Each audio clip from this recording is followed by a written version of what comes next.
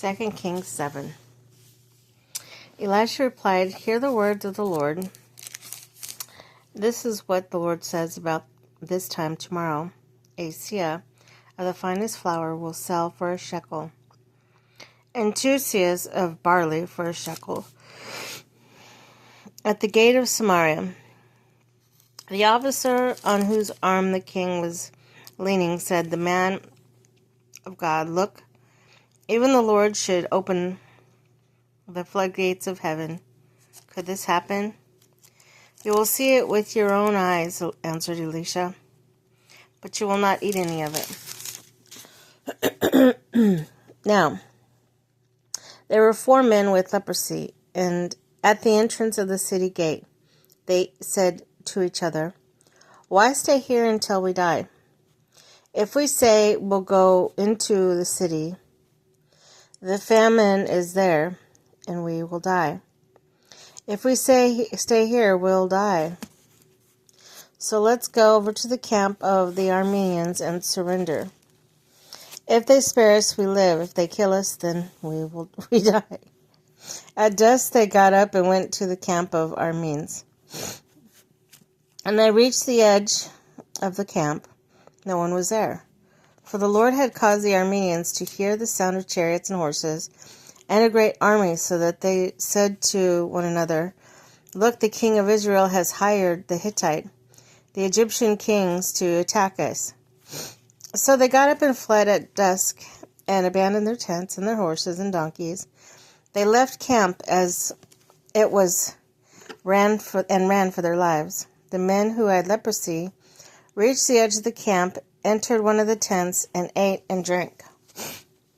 Then they took silver, gold, and clothes and went off and hid them. They returned and entered another tent, and took some things from it and hid them also. Then they said to each other, "What we're doing is not right.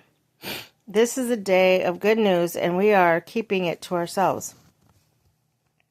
If we wait until daylight, punishment will overtake us. Let us go at once and report this to the royal palace." So they went and called out to the city gatekeepers and told them, "We went into Aramean camp, and no one was there, not a sound of anyone, only tethered horses and donkeys, and the tents just left as they were." The gatekeepers shouted the news, and it was reported within the palace. The king got up in the night and said to his officers, "I will tell you what the Arameans have done to us. They know we are starving, so they have left the camp to hide in the countryside, thinking they will surely come out, and then we will take them alive and get into the city." One of his officers said, "Have some men take 5 of the horses that are left in the city. Their plight will be like that of all of Israelites left here. Yes, they will only be like all the Israelites who are doomed. So let us send them to find out what happened." So they selected 2 chariots with their horses, and the king sent them after the Aramean army. He commanded the drivers, "Go and find out what has happened." They followed. They followed them as far as the Jordan. They found the whole road strewn with clothing and equipment, and the Arameans had thrown away their headlong flight. So the messengers returned and reported to the king. Then the people went out and plundered the camp of the Arameans. So a seah of finest flour sold for a shekel, and 2 seahs of a barley sold for a shekel, as the Lord had said. Now the king had put the officer on whose arms he leaned in charge of the gate. The people trampled him in the gateway, and he died, just as a man of God had foretold when the king came down to his house.